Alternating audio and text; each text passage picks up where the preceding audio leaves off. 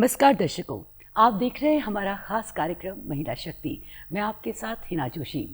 दर्शकों, कुछ व्यक्तित्व ऐसे होते हैं जो केवल अपना जीवन नहीं जीते बल्कि अपने कर्मों, शब्दों और संस्कारों से समाज की चेतना को समृद्ध करते हैं।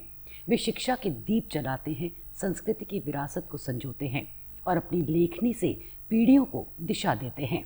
आज हमारे बीच ऐसी ही एक प्रेरणा स्रोत हस्ती उपस्थित है, जिनकी पहचान केवल एक शिक्षाविद के रूप में नहीं बल्कि एक संवेदनशील साहित्यकार, लोक संस्कृति की सशक्त संरक्षक, मधुर लोक गायिका और महिला सशक्तिकरण की सच्ची प्रतीक के रूप में है। 35 वर्षों से अधिक समय से उन्होंने शब्दों को संवेदनाओं का स्वर दिया, गीतों को संस्कृति की पहचान बनाया और शिक्षा को समाज परिवर्तन का माध्यम। गढ़वाली भाषा, लोकगीतों और साहित्य के संरक्षण में उनका योगदान आने वाली पीढ़ियों के लिए अमूल्य धरोहर है। आज महिला शक्ति के मंच पर हम सादर स्वागत करते हैं आदरणीय डॉक्टर नीता कुकरेती मैम जी का। नीता मैम, आपका कार्यक्रम में बहुत बहुत स्वागत और अभिनंदन। हार्दिक आभार है जोशी। मैं बहुत अपने आप को गौरवान्वित महसूस कर रही हूँ कि आपने मुझे महिला सशक्तिकरण के इस कार्यक्रम में बुलाया। तो आपका और पूरे दूरदर्शन का हार्दिक आभार, अभिनंदन, और आपका ये कार्यक्रम इसी तरह से अच्छी तरह से चलता रहे, इसके लिए बहुत बहुत शुभकामनाएं।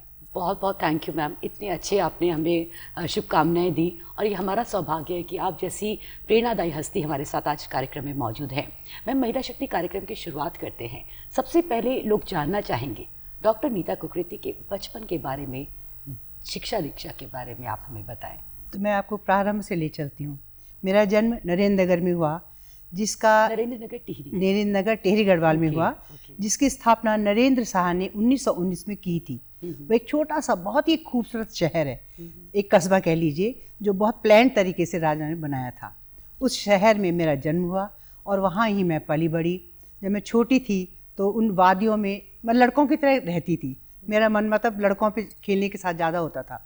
तो मैं एक तरह से जो मेरे अंदर प्रेरणा थी वो ऐसा था कि मैं लड़कों की तरह बनूं, एक साहसी बनूं, निर्भीक बनूं। तो ये मेरे बचपन में ये था। इसका एक कारण ये भी था कि मेरी माता का मन में पुत्र प्राप्ति की एक जो अभिलाषा रही होगी अपनी उस प्रसव अवस्था में, तो उस समय हो सकता है वो सब कुछ मेरे अंदर आया होगा। तो मैंने सोचा मैं अपने माता पिता के लिए लड़का बनूं। अक्सर सुनते भी है ना कि जो इच्छा मन में रहती है जब आप ड्यूरिंग प्रेगनेंसी। बिल्कुल बिल्कुल। वैसे कुछ बच्चों में आप लोग कितने भाई बहन थे? हम लोग 6 बहन 2 भाई, लेकिन मेरा नंबर तीसरा था। मेरे से बड़ी 2 बहनें थी। तो अब नेचुरली जब तीसरी बालिका होती है तो माता का मन थोड़ा सा उदास हो जाता है, पुत्र प्राप्ति की इच्छा ललक रहती है। तो मेरा जब जन्म हुआ तो पता नहीं क्यों मुझे ऐसा लगता है मैं लड़का हूँ। मेरा नाम है तो नीता, लेकिन सब मुझे नेता कहते थे। अच्छा। तो वो साहस शायद मेरे नाम से आया होगा। तो मैं वो जूझने की ताकत मुझे बचपन से ही मिली। तो इस तरह से मेरा बचपन नरेंद्र नगर से प्रारंभ हुआ। मैंने प्राइमरी शिक्षा कक्षा 1 से लेकर 5 तक कन्या विद्यालय नरेंद्र नगर में की। वहाँ पे भी हम खूब अच्छे से रहते थे।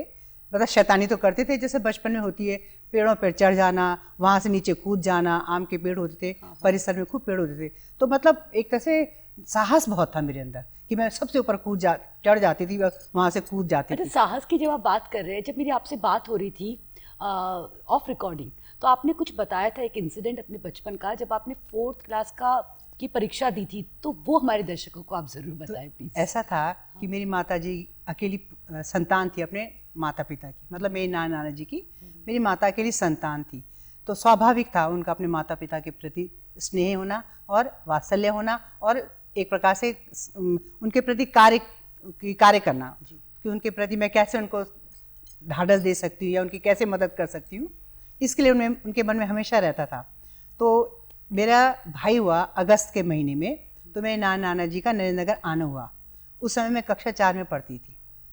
तो वो आए तो मेरी माता जी से उन्होंने कहा कि एक लड़की को इसको हम ले जा लेते अपने साथ में। अच्छा। तो मैंने कहा, मेरी माँ जी ने कहा तुम जाओगी? मैंने कहा एक शर्त पे जाऊँगी, अगर मैं कक्षा 4 और कक्षा 5 एक साथ कर सकती हूँ। हाँ, क्योंकि उस समय हमारे विद्यालय में 2 क्लास एक साथ नहीं कर सकते थे। अच्छा, जब आपने ये प्रश्न, जो आपने ये बात अपने पेरेंट्स के सामने, अपने माता पिता के सामने रखी, तब आपकी उम्र मुश्किल से 8 या 9 साल रही होगी। तो 8.5-9 साल कम उम्र के बच्चे के अंदर शिक्षा को लेकर इतनी चाह बचपन से ही मेरे अंदर ये थी। मतलब मैं किताबें बहुत पढ़ती थी बचपन से, कहानी की पुस्तकें, चंदा मामा, नंदन, ये पढ़ती, साहसी बच्चों की कहानियाँ पढ़ती थी। तो बस मुझे एक लगन थी, मैं जल्दी जल्दी ज़्यादा से ज़्यादा क्लास पढ़ लूँ। मैंने पता नहीं कहाँ से सुना होगा कि कोई भी एक साल में 2 क्लास कर देता है। तो मैंने अपने स्कूल में अपने टीचर से कहा कि मुझे 5वीं में बिठा दो। उन्होंने कहा नहीं, ऐसा नहीं होता। ये जब आपने अपने पेरेंट्स को बोला कि मैं नाना नानी के पास तभी जाऊंगी जब मुझे आगे पढ़ाया जाएगा, मुझे तब क्या 4 और 5 एक साल रखेंगे तो अच्छा। मेरे नाना जी ने कहा कि हाँ हाँ, वहाँ का हेडमास्टर हमारे रिश्तेदार हैं और वो कर लेंगे, गांव में ऐसा चलता है, तुम चलो चलो। तो मैं 5वीं क्लास पढ़ने के लिए उनके साथ चली गई। ये मैं गई होंगी सितंबर के महीने में। तो उनके साथ चली गई। गांव का स्कूल था, मैंने चौथी तक ही पढ़ा था, लेकिन मैंने बहुत मेहनत करी। 5वीं की किताब फटाफट जो कोर्स था उसका पूरा तैयार कर दिया। मतलब बहुत मेहनती थी मैं, बचपन से बहुत मेहनती थी। जब मेरी परीक्षाएं हुई तो हम वहाँ पर गांव में क्या होता था, रात में रहना पड़ता था। गुरुजी बहुत डिवोटेड थे, वो बच्चों को रात रात भर के पढ़ाते थे। उस समय ये रहता था कि हमारे बच्चे जो हैं सबसे अच्छे उत्तीर्ण हो, अच्छे मतलब फर्स्ट आएँ, इस तरह की भावना अध्यापकों के मन में भी थी, वो बच्चों के अंदर भी डालते थे। तो हमारी परीक्षाएं हुई, हम रात में रहे। और एक और था वहाँ पर कि सप्ताह में एक बार अपना राशन और लकड़ी भी ले आते थे, जो वहाँ क्योंकि रहना पड़ता था रात में ना। हम लड़की होते भी रात में उन गुरुजी के साथ में रहे। उन्होंने रात्रि में हमको 15 दिन हमारी कक्षाएं ली, रात रात पढ़ाते थे, खूब अच्छे से पढ़ाते। राशन लाना होता था? राशन बस, लकड़ी और राशन। लकड़ी होती जला लेते थे, थोड़ा थोड़ा लाते थे, सभी लोग लाते तो आराम से हो जाता था। उसके बाद जब परीक्षा फल आया तो सारे बच्चे पास हो गए, मेरा रिजल्ट नहीं दिया, मेरा परीक्षा फल नहीं दिया। तो मैंने उनसे कहा कि गुरुजी मेरा परीक्षा फल दीजिए। उन्होंने कहा तुम्हारा परीक्षा फल आया ही नहीं। और मुझे ये लगा कि मैं नरेंद्र नगर से भी यहाँ आ गई गाँव में और मैं यहाँ मेरा परीक्षा फल ही नहीं आए। तो मुझे लगा अगर मैं फेल हूँ तो कोई बात नहीं, लेकिन अगर मेरे नंबर अच्छे हैं तो मुझे पास होना चाहिए, ये तो नियम है। तो उन्होंने कहा हम क्या कर सकते हैं, हमारे ऊपर के अधिकारी हैं। उस समय SDI होते थे जो परीक्षा लेने के केंद्रों पे आते थे। तो मैंने कहा कहाँ मिलेंगे, कि वो तो पौड़ी मिलेंगे। तो मैंने अपने नाना जी से, छोटे बच्चे ने पूछा भी कि वो कहाँ मिलेंगे क्योंकि वो आते नहीं तो परीक्षा लेने ही आए थे। तो मैंने अपने नाना जी से कहा कि नाना जी हमें पौड़ी चलना चाहिए। तो उन्होंने कहा नहीं नहीं कोई नहीं, एक साल और पढ़ ले। उनका तो लालच भी रहा होगा कि हमारे साथ ज़्यादा पढ़ लेगी। मैंने कहा नहीं नहीं, आपको मेरे साथ चलना पड़ेगा, चलो हम चलते हैं। तो हमारे एक खिरसू है, हमारे गाँव जो झाला था मेरे ननिहाल, तो उससे पास में एक खिरसू स्टेशन है, तो काफ़ी बड़ा। पौड़ी गढ़वाल है, हाँ। मैं पौड़ी गढ़वाल में पढ़ रही थी। तो वह हमने कहा कि वो मेरे ननिहाल का गांव था झाला, उससे लगभग 2.5-3 मील दूर रहा होगा खिरसू। पैदल चढ़ना पड़ता था, चढ़ाई थी। तो मैंने नाना जी से कहा वहाँ चलते हैं। तो उन्होंने कहा कि ठीक है, 9 बजे बस आती है, रोज नहीं आती, बस सुबह शाम 2 टाइम बस आती थी उस जमाने में। समझिए आप, ये कौन से सन की बात? ये लगभग आप सोचो, मेरे भाई हुआ था 61 में, तो 61-62 की बात रही होगी शायद, है ना, उस समय की बात होगी, 61 की बात होगी शायद, क्योंकि पैदा ही 61 में हुआ। तो मेरे नाना जी ने कहा ठीक है, वो बहलाने के लिए कहते कि चलो चलो ठीक है, ले जा देंगे। हाँ, अगले दिन हमने नाश्ता बनाया, रोटी खाई और नाना जी के साथ चल दी। अब मैं तो थी बच्ची, चलते चलते पता चला कि बस निकल गई। अब जब बस निकल गई तो नाना जी ने कहा अब घर चलते, कल आ जाएंगे, क्योंकि मुझे बहला रहे थे शायद ना। तो कि कल आएंगे, मैं कहा नहीं कल नहीं, आज ही चलेंगे। तो उन्होंने कहा कि अब तो बस चली गई, कैसे चलेंगे? मैं कहा पैदल चलेंगे। नाना जी को किसी से तैयार किया, मैं जिद पकड़ ली। तो नाना जी ने कहा ठीक है चलते हैं। अब चलते हैं तो पहले तो बच्चे भी थी मैं, तो थक भी लग गई, पर नाना ने कहा चलो कुछ खाते हैं। फिर चाय पिलाई, बिस्किट खिलाए, उस समय के जो भी होते रस वगैरह। धीरे धीरे करते करते हम पौड़ी पहुँचे शाम को। और कितना किलोमीटर था वो? लगभग वो मील के हिसाब से 19 मील था, अब किलोमीटर तो जो भी रहा होगा, है ना। तो हम शाम को पहुँचे, 5 या 6 बज रहे होंगे जब वहाँ पे पहुँचे। जब वहाँ पहुँचे तो नाना जी ने, एक दुकान थी वहाँ पर, होटल टाइप की थी, तो उन्होंने कहा यहाँ रुक जाते, अब तो कोई मिलेगा भी नहीं, 5 बज के बाद होगी, शाम हुई थी। तो हम वहाँ टिके। तो मैंने कहा यहाँ ना मेरे ताऊजी भी रहते हैं, मेरे ताऊजी ज्योतिष चंद काला वहाँ पे सुपरिटेंडेंट थे उस समय कलेक्ट्रेट में। हाँ, तो उनका तो दुकानदार ने कहा उनका घर तो सामने ही दिख रहा है, उनका बहुत बड़ा घर था पौड़ी में।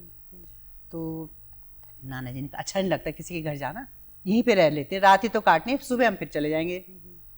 तो मैंने कहा नहीं, मैं देख के आती हूँ घर। इतनी तो मैं, मतलब क्यूरियोसिटी रहती थी मेरे अंदर, ये क्या था कि मैं जाती हूँ। मैं अपने ताऊ जी से मिलने गई तो उनका तुम क्यों आई, कैसे आई? जानते तो बहुत अच्छे जानते थे कि ताऊ जी थे। तो उन्होंने कहा कि अरे तुम तो बेकार आ गई। मैंने कहा कोई बात है, आ गई तो आ गई। तो उन्होंने कहा कि अच्छा तुम वहाँ मत रहो, तुम ऊपर आ जाओ। फिर उन्होंने हमारा सामान मंगवाया और हम वहीं पे रहे रात भर। खाना वाना खिलाया, सुबह हो गई, फिर मुझे लगी कि अब हमने वहाँ जाना है। उन्होंने कहा कि जाके क्या करोगी? उन्होंने कुछ नहीं करना बेटा, वो कुछ नहीं करेंगे। मैंने कहा जब हम यहाँ तक आ गए हैं, वो करें ना करें तो मुझे मिलना तो है। हाँ। अच्छा, हम लोग, मेरे नाना जी तो मेरे उस पे थे, अब क्या करें, वो तो बच्चे की जीत थी ना, कहते ना बच्चे की जीत के आगे कुछ नहीं चलती। बिल्कुल, बिल्कुल। तो मेरे नाना जी मुझे लेके चले गए, वो काफ़ी ऊपर की तरफ था, पौड़ी में वो दफ्तर काफ़ी ऊपर की तरफ था, हम पैदल गए दोनों। अब जब वहाँ पर गए तो कोई भी एसडीआई तैयार नहीं था बात करने को हमसे। तो जो हमारे यहाँ आए थे एसडीआई, वो कोई बहुगुना जी, कुठार के थे, वो बहुगुना जी थे कोई। तो नाना जी ने सोचा मैं ही बहुगुना हूँ, कुछ ना कुछ तो लग जाएगी। तो उन्होंने कहा नाना भाई वो तो वैसे तो आगे पीछे होते, लेकिन वो बहुत स्ट्रिक्ट हैं। इंस्पेक्टर ऑफ स्कूल जो थे, कोई जाकिर हुसैन थे, कुछ इस तरह से नाम था उनका, और उनका शरीर भी अच्छा भारी था, तो बहुत कठोर थे, नियमों से अपना बहुत बंधे हुए रहते थे, ऐसी मतलब नहीं कर सकते थे, नियम से बाहर नहीं जाते थे।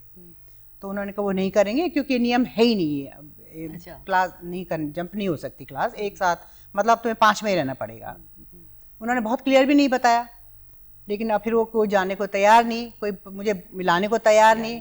तो लेकिन मैं बैठ गई, मैंने कहा कैसे जाए, वो भाग्य रहा होगा मेरा शायद।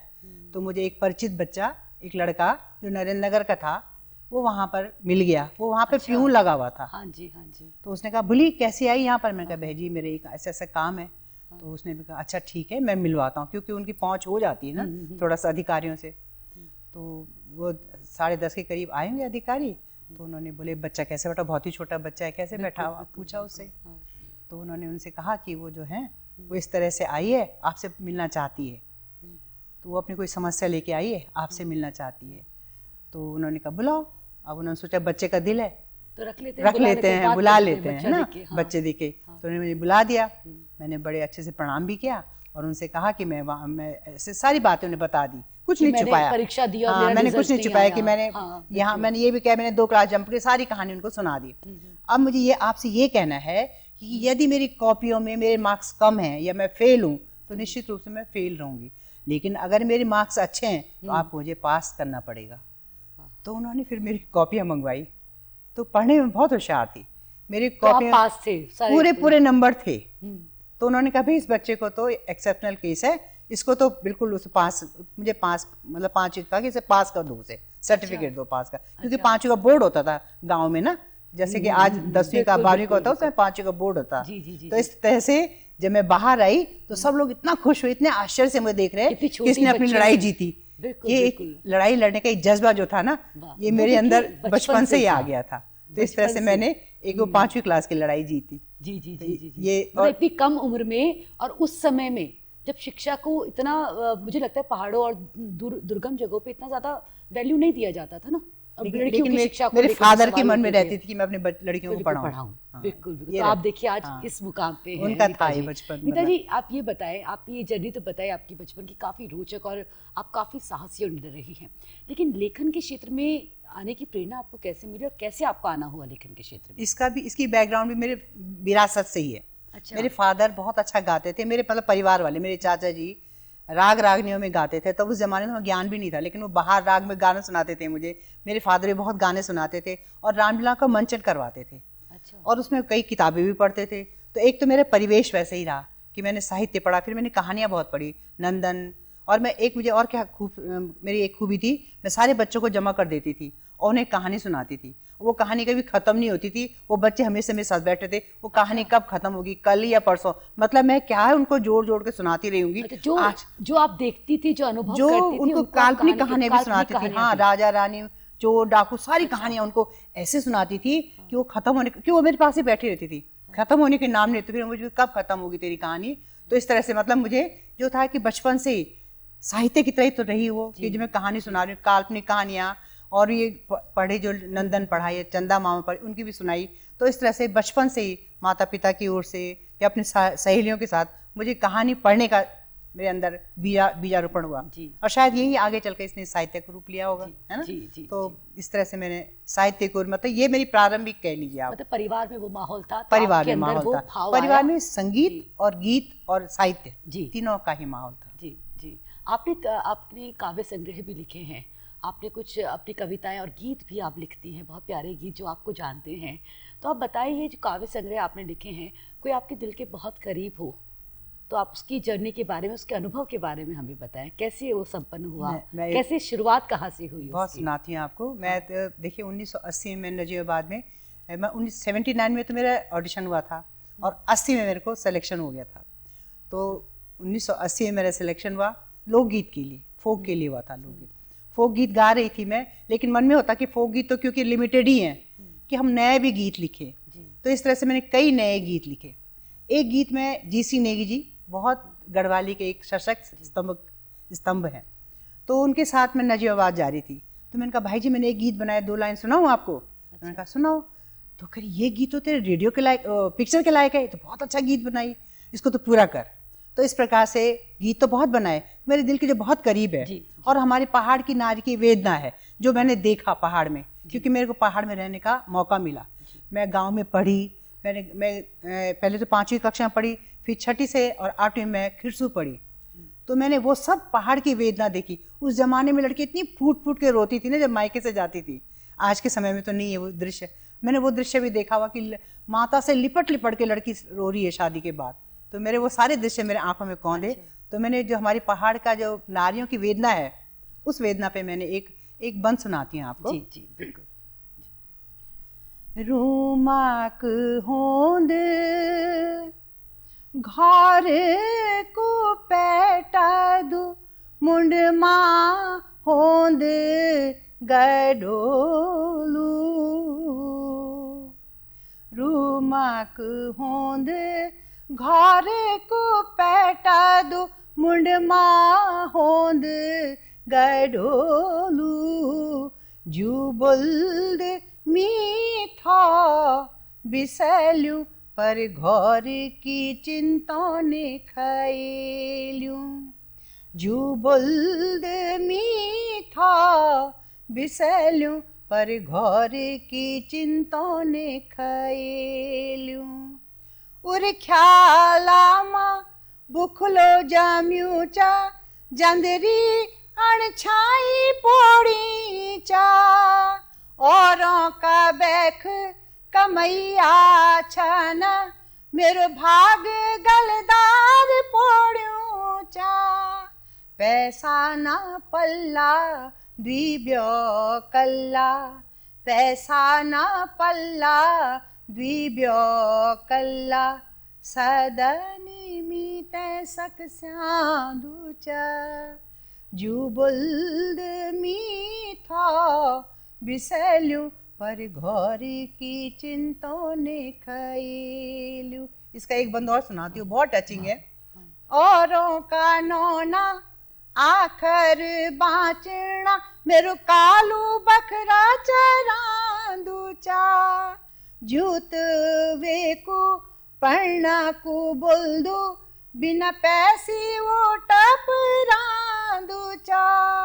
लमडेर बाबा कुअसगार वेतें, लमडेर बाबा कुअसगार वेतें।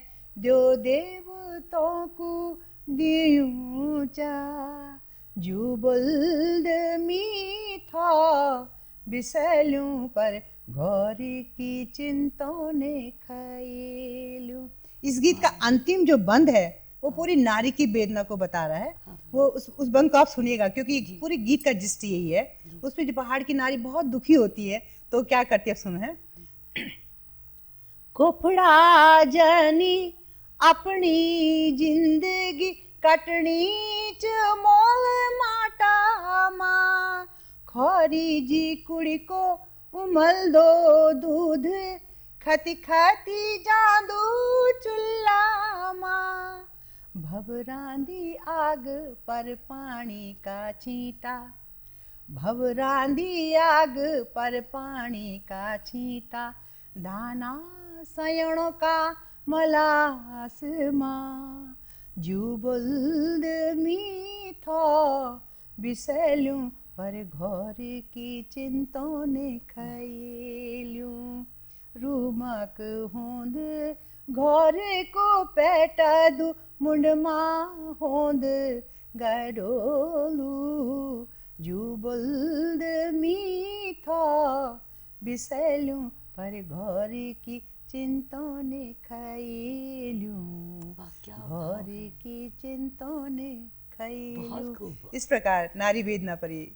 ये इस गीत को धुन भी आपने दी और स्वर तो खैर आप ही के हैं, इसको धुन कैसे आपने तैयार करी? क्योंकि नीता जी उस समय की अगर बात करें, आज तो टेक्नोलॉजी काफ़ी विकसित हो गई है, उस समय में जो आप ये गीत लिखती थी या जो अपने भाव जो आप लिखती थी, उनको आप धुन कैसे देती थी, धुन कैसे तैयार करती थी? ये तो ईश्वरीय प्रदान है कि मुझे धुन एक आ जाती थी एक पंक्ति की, फिर मैं बाजा लेके बैठती थी। अच्छा, बाजा था आपके हाँ, पास? बाजा था मेरे पास। हाँ। अच्छा, बाजे की भी मैंने आपको एक कहानी सुना देती। पहले कहाँ से शुरुआत हुई। मेरे पास म्यूजिक बचपन से नहीं था। मैंने म्यूजिक पढ़ा ही नहीं था। एमए तक मैंने म्यूजिक नहीं पढ़ा। जब तो मैंने शिक्षा तो ली थी, शिक्षा की बात चर्चा नहीं चली कि मैंने इंटर तक तो नरेंद्र नगर में पढ़ा। फिर उसके बाद एक चैलेंज आ गया कि मैं आगे पढ़ाई कैसे करूँ, क्योंकि पढ़ाई करने का वहाँ पे नरेंद्र नगर में इंटर तक ही था। जी। तो मेरे सामने एक बहुत बड़ी चैलेंज था कि मैं पढ़ना बहुत चाहती हूँ लेकिन स्कूल नहीं था, कॉलेज नहीं था, तो क्या करूँ। सौभाग्य से मेरी दीदी की शादी हुई थी एक वर्ष 68 में। अच्छा। तो उसके जो हस्बैंड थे देहरादून FRI में सर्विस, मतलब मेरे जिया जी FRI में जॉब करते थे। तो मेरी आप अपनी फर्दर स्टडीज के लिए अपनी दीदी और जीजा जी के पास आई पढ़ने उनके के पास लिए? आई। उनका आशीर्वाद ही रहा, या उनकी जो गुड मेरे पास रही कि मैं पढ़ पाई, नहीं तो शायद मैं इंटर तक ही पढ़ पाती। फिर आपने जब कॉलेज में आप यहाँ एडमिशन लिया, उसके बाद आपने और कितनी शिक्षा दीक्षा ग्रहण करी, ये हमारे दर्शकों को बताएं। मैंने उसके बाद पहले BA तो किया गुरु राम राय से, है ना। और देखिए, इत्तेफाक से निःशुल्क शिक्षा होती थी गुरु राम राय की। उनका उद्देश्य था कि लड़कियों महिलाओं की शिक्षा दें और उनको सशक्त बनाए। तो सशक्त बनने का सबसे बड़ा अधिकार होता है शिक्षा। अगर उन्हें शिक्षा मिलेगी तो सशक्त होंगी, है ना। शिक्षा के बिना तो महिलाएं सोच भी नहीं सकती, है ना, उन्हें ज्ञान ही नहीं होता। तो उसके बाद मैंने BA किया गुरु राम राय से। अब मैं MA करना चाह रही थी, तो मेरे पॉलिटिकल साइंस बहुत फेवरेट सब्जेक्ट था, क्योंकि मेरे खन्ना सर थे, वो बहुत अच्छे पढ़ाते थे BA में। तो मेरे था कि मैं MA भी इसी विषय में करूँगी। लेकिन मेरी दीदी के ससुर जी ने कहा कि ज़माना नया हो गया है, तुम इकोनॉमिक्स में MA करो, क्योंकि नए बहुत सारे फील्ड्स हैं इकोनॉमिक्स MA करने के बाद में। तो मैंने बिना मन करके चलो मैंने कहा MKP में MA में एडमिशन लिया। तो वहाँ भी मुझे स्कॉलरशिप मिला, क्योंकि मेरे अच्छे नंबर थे, तो मेरी फ्री फीस माफ़ हो गई। तो मैंने वहाँ पे 1973 में किया। उस दौरान खेल कूद गाना सब करती रही, मतलब अच्छे ऑलराउंडर बन के मैंने पढ़ाई करी, चाहे वो BA हो चाहे MA हो। अच्छा, और जहाँ से आपने पढ़ाई करी, जहाँ से आपने कॉलेज करा आके, तो वहीं पर आपने टीचिंग भी करी, आप शिक्षण के क्षेत्र में गुरु राम राय आपकी शुरुआत भी वहीं से हुई है ना? बिल्कुल उसके बारे में दर्शकों को देखिए, जब मैंने लेते आगे है MA मैंने 73 में किया। उसके बाद फिर ये हुआ कि मैं B.Ed करूं। हालांकि प्रवक्ता के लिए B.Ed की आवश्यकता नहीं थी। सबने कहा मेरे मार्क्स बहुत अच्छे, तुम्हारा वैसे ही हो जाएगा, लेक्चरशिप के लिए हो जाएगा। लेकिन अब मैंने इतना ध्यान भी नहीं आया, सोचा भी नहीं कि कहीं अभी वो करूं। मेरे भाई ने एक चैलेंज किया था मुझे। मेरे एक भाई है, कज़न ब्रदर, उसने मुझे चैलेंज किया, तो LT निकाल के देख। अच्छा। तो वो उसने LT निकाली थी, वो लखनऊ से LT करके आया था, वो साइंस का स्टूडेंट था। तो LT निकाल के देख, तो मैंने भी एग्ज़ाम दिया और मेरा भी सिलेक्शन हो गया। और इलाहाबाद से मुझे इलाहाबाद जाना था, लेकिन मुझे रहना था वो हॉस्टल में। और इत्तेफाक से मेरी बड़ी सिस्टर जो है थोड़ा विकलांग है, तो उसे पढ़ना था, उसने भी एग्ज़ाम दिया, तो CT में निकली थी वो। अच्छा। उसका मोदी नगर में था। अब हुआ कि मेरे पिताजी अकेले कमाने वाले और हम 6 बहन 2 भाई, एक व्यक्ति की कमाई से घर से कैसे चलता। तो मैंने सोचा कि मेरी दीदी को ज़्यादा ज़रूरत है, तो दीदी को कहा तुम पढ़ लो। उसको भी 2 साल तो आपने वो मौका अपनी दीदी को दिया और आपने अपना सेक्रीफाइस किया। मैंने कहा कि नहीं, मैं कोई बात नहीं, मेरे पास मौके आएंगे। जी। मैंने अपनी बहन को कहा कि तुम चली जाओ। नीता जी, थोड़ा शॉर्ट में बताएंगे, क्योंकि समय हमारे पास बहुत कम है और आपकी उपलब्धियां इतनी सारी है, मैं चाहती हूँ कि हम उसके बारे में भी डिस्कस कर सकें। तो ठीक है, फिर मैंने मतलब जल्दी से बताती हूँ, B.Ed किया। इत्तेफाक से B.Ed मेरा दिसंबर में नया टेहरी में खुला, फर्स्ट बैच। मैंने वहाँ एडमिशन ले लिया, मिल भी गया, और मैंने सबसे अच्छे अंकों से 74 में B.Ed क्लियर करा। उसके बाद फिर मैंने पॉलिटिकल साइंस से प्राइवेटली 76 में पॉलिटिकल साइंस MA किया। फिर 74 में मेरी नौकरी लगी। हालांकि मैं बड़े उससे नहीं गई थी कि मैं नौकरी करूँगी टीचिंग में। हाँ, मैं और फील्ड में सोच रही थी कि इकोनॉमिक्स MA है तो किसी और फील्ड में देखती हूँ। लेकिन मेरे फादर का था कि सबसे बढ़िया नौकरी होती है टीचिंग की। पुराने लोगों की सोच यही है कि टीचर सबसे अच्छी नौकरी है। तो मेरे फादर ने कहा नहीं, टीचिंग में करो। तो इत्तेफाक से गुरु राम राय 10 इंटरमीडिएट कॉलेज में इकोनॉमिक्स लेक्चरर की पोस्ट निकली थी, एडवर्टाइज हुई थी। अच्छा। तो मैं वहाँ गई, एप्लीकेशन जमा करी। ये नहीं था कि मेरा हो गई होगा, क्योंकि उस समय केवल उस समय 21 साल मेरी उम्र थी और मेरे से बहुत लोग भाई नेचुरली अनुभवी लोग वहाँ पे थे, उन्होंने वो मुझे देख भी रहे थे कि ये फॉर्म भर रही है, कि मैं तो पढ़ ही रही थी एक तरह से, मेरा बीएड का रिजल्ट भी आया भी नहीं था, मेरा इंटरव्यू बहुत अच्छा हुआ, 3 चक्र हुए और तीनों में मेरे बहुत अच्छे नंबर आए जी। उसके बाद मेरे वहाँ पर लेक्चरर के रूप में नियुक्ति हो गई जी। फिर मैंने वहाँ बहुत मतलब मुझे पढ़ाने के रूप में भी आप रही या फिर प्रधानाध्यापिका भी वहाँ पे रही और वहाँ से एज ए प्रधानाध्यापिका ही आप रिटायर हुई हैं आज से 13 वर्ष पूर्व। नीता जी ये बताएं, आकाशवाणी के से आपका बहुत पुराना संबंध रहा है, 1980 के दशक से आप आकाशवाणी से जुड़ी हैं और दूरदर्शन से भी। एक समय ऐसा भी था जब आकाशवाणी के पास कुछ गीतों की रिकॉर्डिंग कम पड़ रही थी, तो आपने उस पर कुछ बीड़ा उठाया था कि मैं गीत लिखूंगी, उनको स्वर भी मैं दूंगी सारे।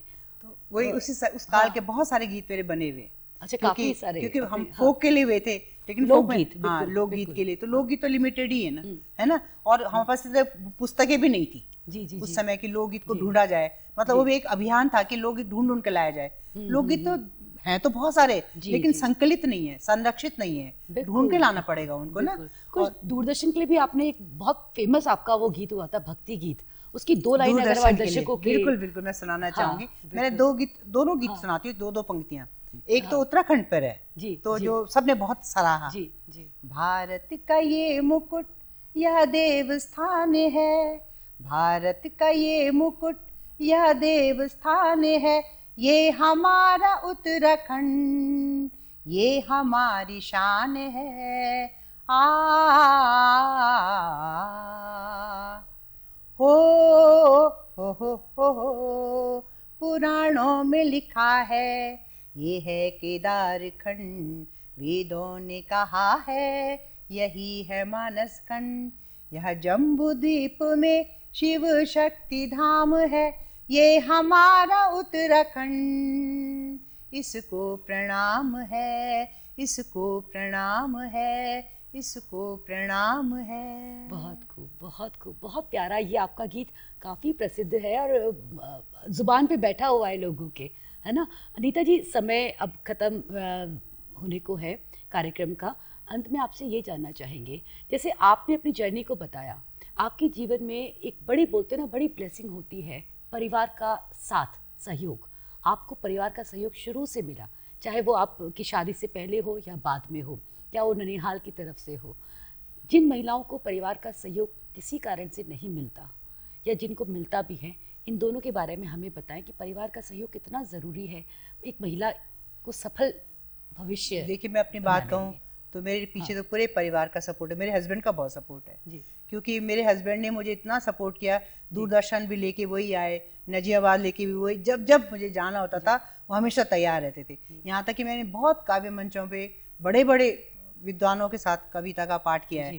गोपाल दास नीरज जी के साथ मैंने पढ़ा, कुंवर बेचैन जी के साथ पढ़ा, अब मैं बहुत सारे नाम, क्योंकि समय नहीं है, बहुत विद्वानों के साथ पढ़ा। तो कभी कभी रात के 1-1 बजे बज जाते थे, मेरे हस्बैंड बैठे रहते थे और वो मुझे ले जाते थे, छोड़ते थे। तो उनका सपोर्ट मेरे जैसी महिला के लिए आगे बढ़ने के लिए बहुत आधार रहा। तो जिनको नहीं मिल पाता शायद उनके लिए बहुत मुश्किल होती है, लेकिन उनकी जो अपनी जिजीविषा है, उनकी जो अपनी अंदर की ताकत है, वो उनको उठाती है ना। लेकिन ताकत बनने के लिए एक तो शिक्षा का होना बहुत जरूरी है जी, और एक साहस का होना बहुत जरूरी है जी, है ना। अगर शिक्षा और साहस दोनों है तो महिला को रास्ता कोई रोक नहीं सकता जी। उसकी ताकत उसकी अपनी शिक्षा है, उसकी अपनी निर्भीकता है और उसका आत्मविश्वास है। और उसका सबसे बड़ा उदाहरण आप हमारे आज साथ है, हमारे सामने है, और महिला शक्ति की आप खास मेहमान भी हैं। नीता जी, जाते जाते हमारे दर्शकों, खासकर महिलाओं के लिए आपका क्या संदेश रहेगा महिला शक्ति के इस मंच से? मैं चाहती हूँ कि हर महिला अपने आप को पहचाने, अपने बारे में जाने कि मेरे अंदर ताकत है, मैं किसी के उसमें न रहूं। और परिवार का संयोजन भी बहुत ज़रूरी है कि परिवार को भी देखें। आज की तरह नहीं कि हम स्वतंत्र का मतलब ये नहीं है कि अब एकदम हर चीज़ को छोड़ दें। हम अपनी आज़ादी, अपना सशक्तिकरण अपने पूरे परिवार को लेके चले, पूरे समाज को लेके चले। समाज जिससे विकसित हो, समाज जिससे आगे बढ़े, वो ताकत हमें समाज को देनी है जी। बहुत बहुत धन्यवाद, आपने अपने प्रेरणादायी शब्दों से हमें ओतप्रोत किया, उसके लिए बहुत बहुत शुक्रिया। हार्दिक आभार आपका, और हार्दिक आभार दूरदर्शन का, जिन्होंने मुझे इस लायक समझा, इस योग्य समझा कि मैं कुछ कहूं और सबकी मैं एक प्रेरणा स्रोत बन पाऊं, तो मेरे लिए सौभाग्य की बात है। हार्दिक आभार पूरे दूरदर्शन का, आप सबका, पूरी टीम का, समस्त स्टाफ का। बहुत बहुत धन्यवाद, बहुत बहुत धन्यवाद आपका। नीता जी से बात करके आज ये एहसास हुआ कि सच्ची महिला शक्ति अपनी जड़ों से जुड़े रहने, अपनी संस्कृति को संजोने और जीवन की हर चुनौती का डटकर सामना करने में है। नीता कुकरेती जी की जीवन यात्रा हमें सिखाती है कि अपनी लोक भाषा और संस्कृति से प्रेम ही हमें एक अलग पहचान दिलाता है।